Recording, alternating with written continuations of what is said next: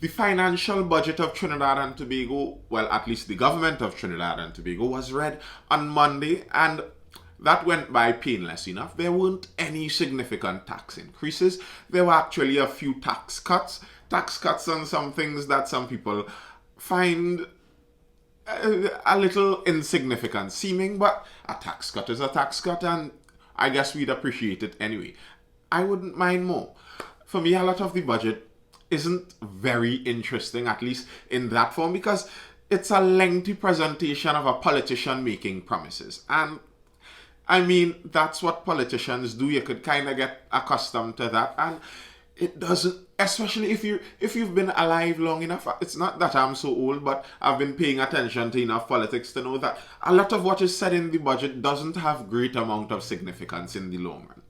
But it still does say something. It at least gives an idea of the plan that the government, that does have quite a bit of control of your country, the idea of the plan that they have for what the country is going to do in the next year. And something that I do find very interesting that was done.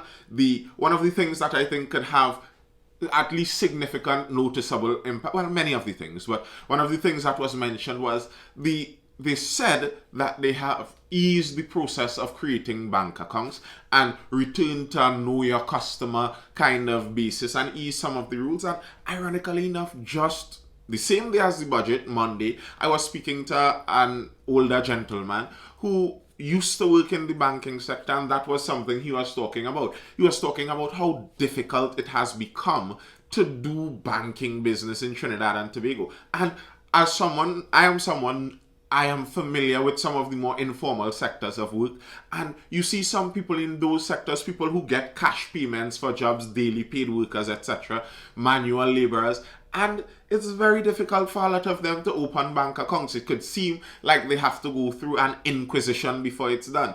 I understand that you don't want fraud, etc., but somehow I feel like this is my opinion, this isn't a fact, I don't have an article pulled up for this.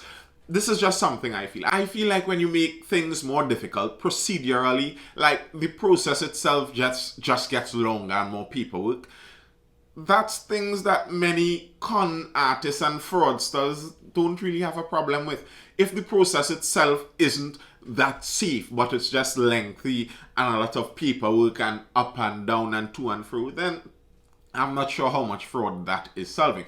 And if you live in Trinidad, you'd be very well aware that fraud exists and abounds here. So I'm not sure what it was stopping beside common people opening bank accounts, which, who knows, maybe a good thing in the long run. Watch out for those banks. I don't trust them at all. When we were speaking about the ease of doing banking in Trinidad, that also goes into the ease of doing business. And that's actually what this video is going to be about. Not really on the budget. I'd probably read some on that before I attempt to talk some things on that in depth. But this is on a problem that I saw in a Facebook post. And I saw it was creating conversation, and it was interesting to me because it was something that was kind of carrying on and following on from the story of the chocolate digestive and the raising chocolate digestive price that was subsequently dropped again, and many people rejoiced because they believed that the people power spoke in that time, and maybe it did. I don't know the specific reason they raised or dropped their price. But the inquisition on the chocolate digestive created for some investigations, and some people noted the price of the product outside of Trinidad and Tobago. And you'd notice that, well, someone noticed that in St. Lucia, the price of a chocolate digestive in a supermarket was 50 cents. And okay, that's in their money. So there was some other guy who went through the entire process and converted it and figured out that in 50 cents of the Eastern Caribbean dollar that it would have cost for this chocolate digestive in St. Lucia, if you were to transfer that money, it actually comes up to $1.26 in TT dollars. And that's less than half the price that a general chocolate digestive is.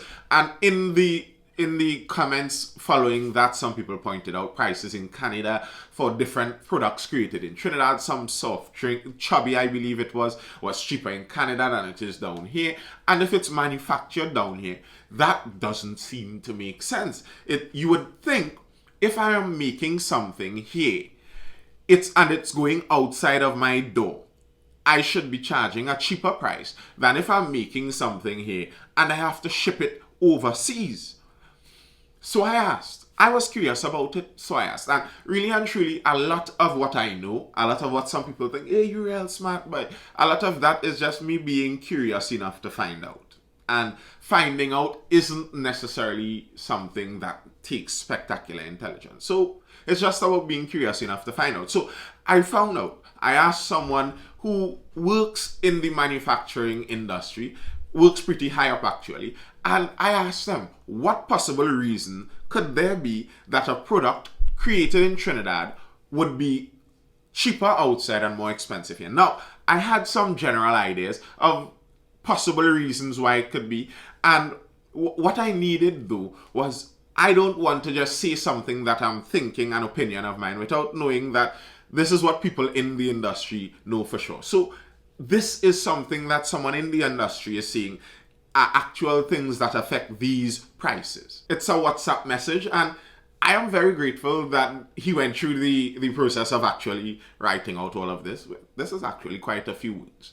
Honestly, I didn't expect such a specific and detailed response. And because I got it, I think that's why I just had to go through it. Because it gave quite a bit of information and some perspective from the inside. A lot of times I think when we're talking about things, many of times we don't have perspective. Sometimes as workers or employees in an industry, you're speaking and you could understand, especially if you're in a spot where you're struggling to get food and you're seeing someone talking about their first million and second million and they're talking about their struggles.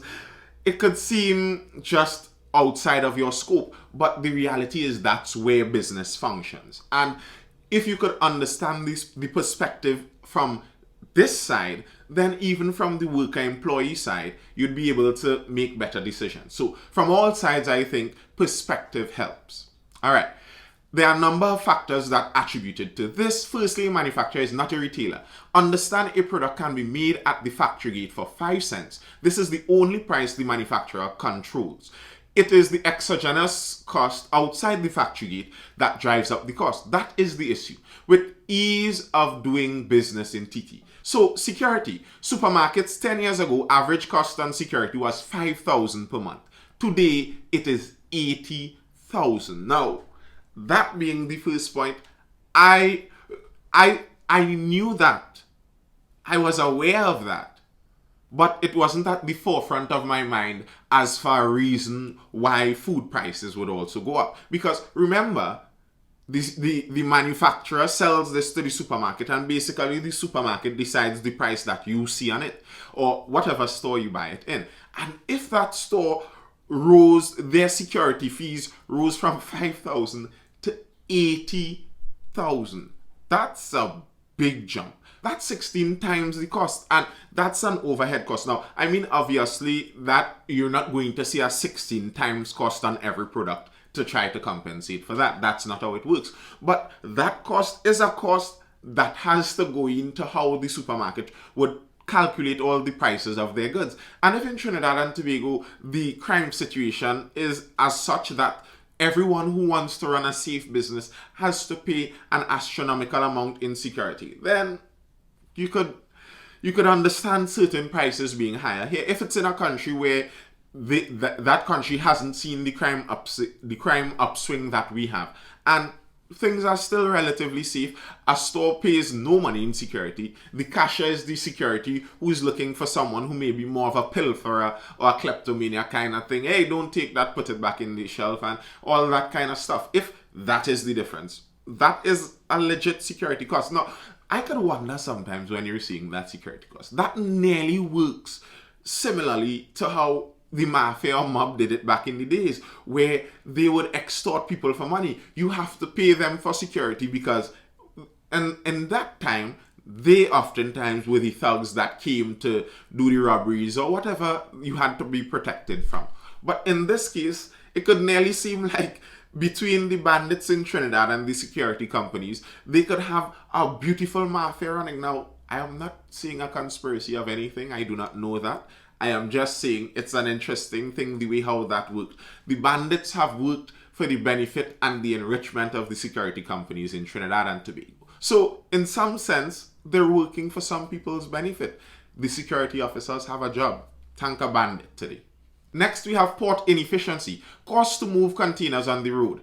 10 years ago, you could have moved 3 containers from Arima to Port of Spain. Today, if you can move 1, you're lucky. Clearing containers on the port. Today, it takes up to 9 to 14 days to clear a container. World standard is 3 days. In Jamaica, it is 3 to 5 days. Now, I've been around certain companies that have been dealing in containers. And if you don't know anything about containers, one thing that would shock you is how pricey it could get when time starts to expand on you with containers. Prices could change astronomically. So if you're talking about especially smaller businesses, you're talking about a smaller business who doesn't have millions of dollars to play with in leeway. So they're on a more strict budget.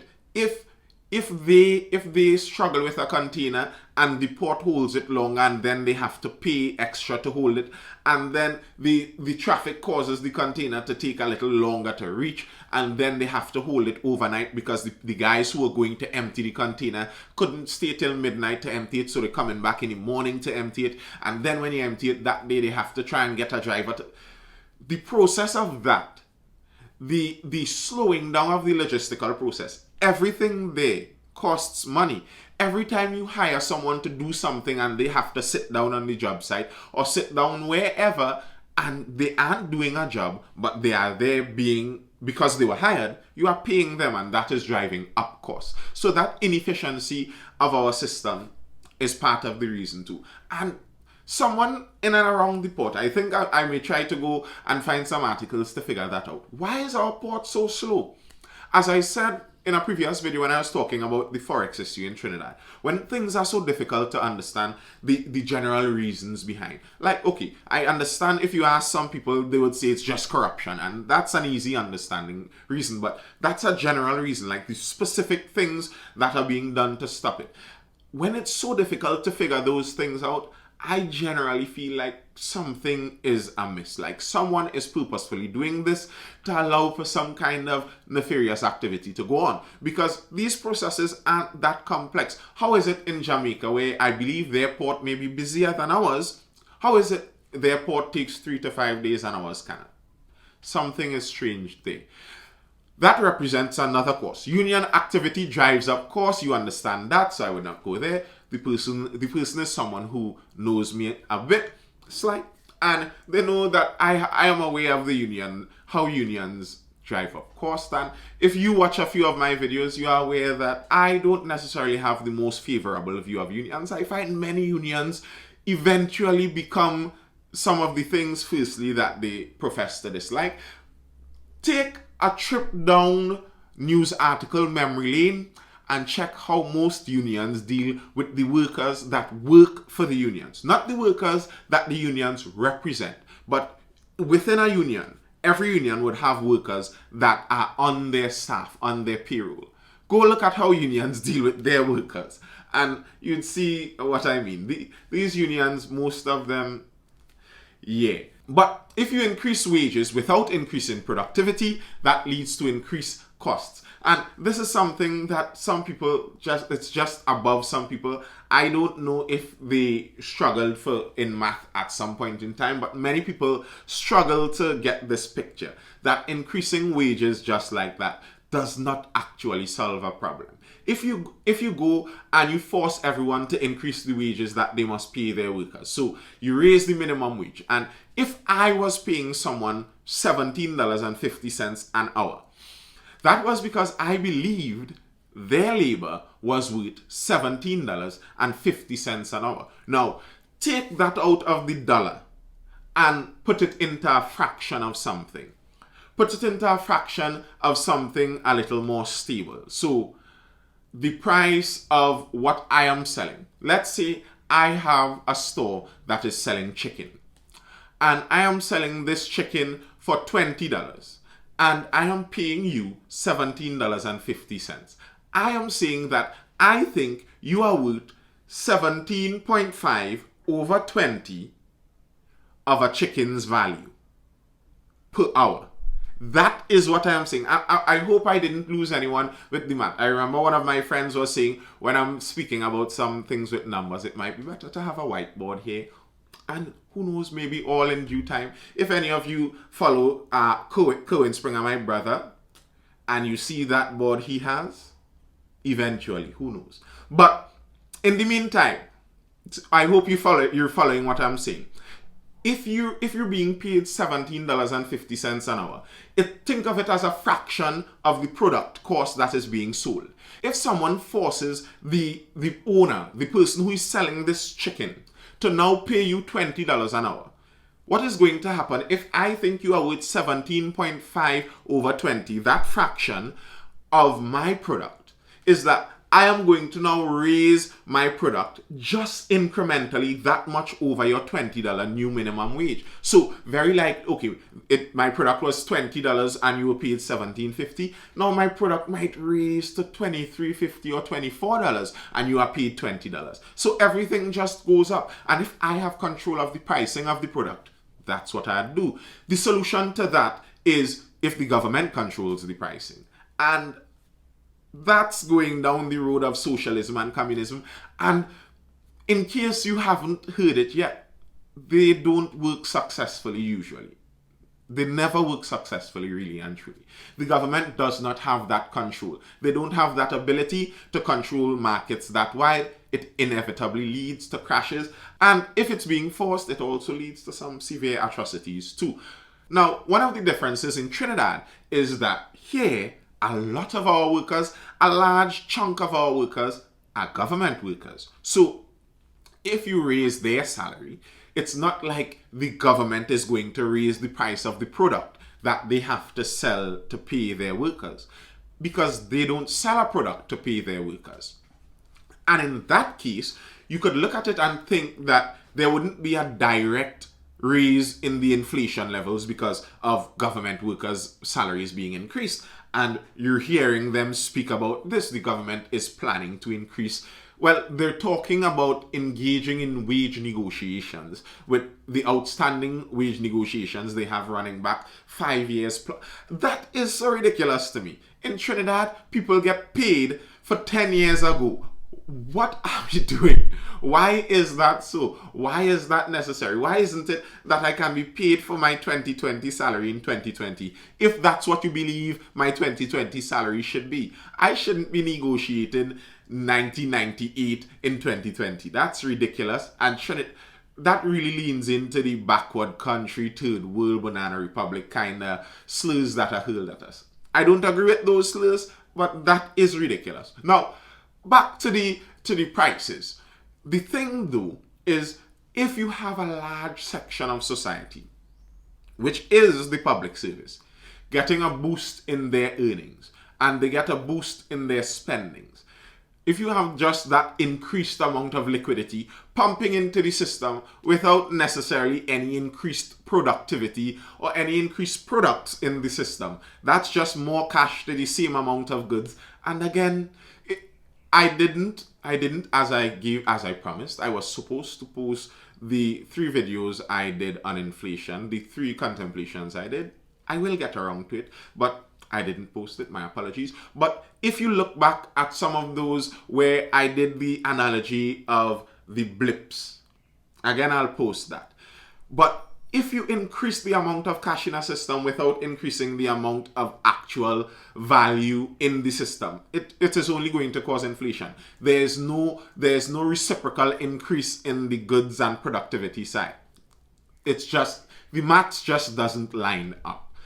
Then there are markups you have to factor in. The manufacturer sells to the distributors who mark up as much as 40%.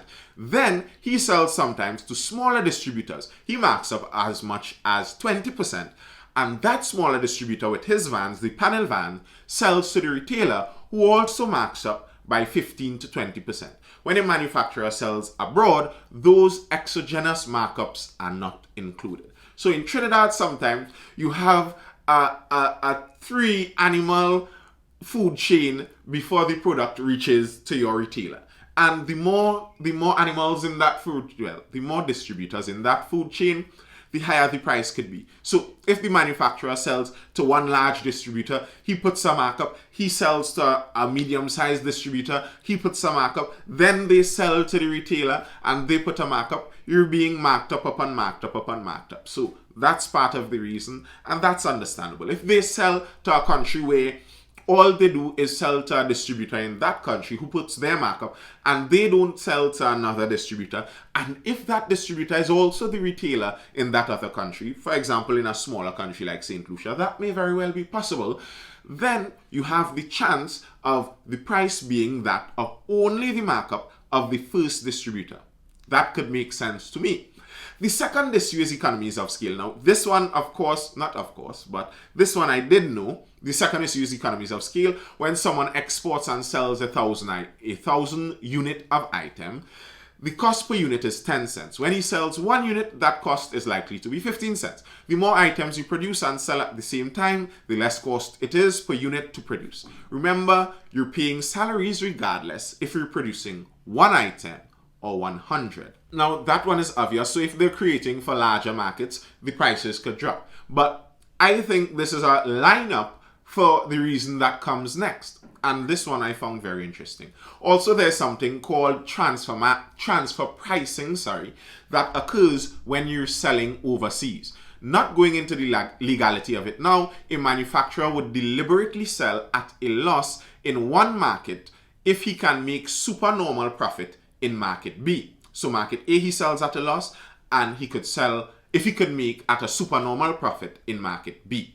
The revenue that you would make in market B more than offsets the loss in market A. So someone would sell to the US and make a great profit, but sell to Guyana and just cover marginal cost. Why would someone sell at marginal cost? Well, if I can produce 1,000 items, allowing me to sell 900 in the US and 100 in Guyana, my cost of production per unit is 5 cents. But if I am only selling 500 or 900 items, my costs would be more than 5 cents. Comes back to the economies of scale discussion. So that's where the economies of scale could get into, and why someone may be willing to sell at a cheaper price in a market just so that they could continue having the scale required to get the price they want for the production of the item. That seems pretty clear to understand and makes a lot of sense to me. And it also explains certain things that I may have wondered about before. And if you're thinking about it, you could understand the reasoning, especially when that reasoning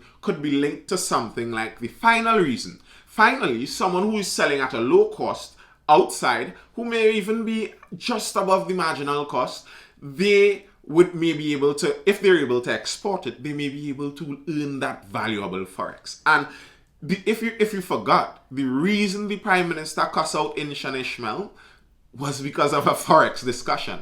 And he is a businessman, and he is upset that they aren't getting foreign exchange. You see, the problem is the TT dollar is not what you pay for things on the outside. If you're a manufacturer that has to make this chocolate digestive and you have to import a lot of what you're putting in, a lot of your inputs have to be imported, probably the majority of them, you need to pay whoever is your supplier, you need to pay them in US dollars. They do not want that blue or red polymer bill.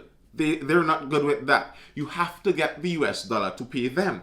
And you cannot go to the banks in Trinidad with all the TT dollars you have accumulated and say, change all of this to US dollars for me. They're not doing that right now. I believe I heard someone, I think it was in Shanishmael self, was saying that they were getting something like 5,000 to 7,000 US dollars maximum.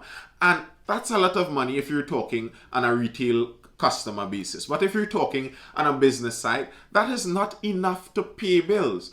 And in that case, if you as a business have the ability to sell some products on the outside and have a US dollar bank account somewhere on the outside where the money you gain on the outside selling those exports remains there, and you can pay your suppliers with those US dollars, with that foreign exchange, then it's much better for you. And in that case, you may be willing to even sell at a bust in a foreign market just to get those US dollars. So that foreign exchange problem in Trinidad, that is persisting for so long, and somehow no one seems to understand how to switch it and how to solve it. It is causing many problems, and it may be an important part in what is causing a lot of the rises in prices that we are seeing. Because most of our diet in Trinidad and Tobago, when it comes to food, is imported. A lot of it is imported. And even when you're talking about the local food, a lot of the inputs that might be going into the local farming sector also need to be imported. So if you anytime you have something that needs to be imported, we're talking about Forex, and we're talking about the problems in Forex. So that's all I have for now. I hope you're educated, informed, or entertained, and tell me what you think. Tell me if this all makes sense to you and it adds up why a chocolate digestive might actually be cheaper on the outside than in Trinidad and Tobago. And if these reasons are enough, because I saw someone in the comments on my TikTok was saying that they don't care. Anytime they see a company selling something cheaper outside Trinidad than in Trinidad when it's made here, they are boycotting the product. Tell me if you have that view too, or if you could cut the companies some slack, understanding the positions that they are being put into. Tell me what you think, drop a comment, don't forget to smash that like button if you haven't done that yet, and subscribe if you aren't subscribed. And I'll see you again tomorrow for the next video. Feel the music, rising with the time.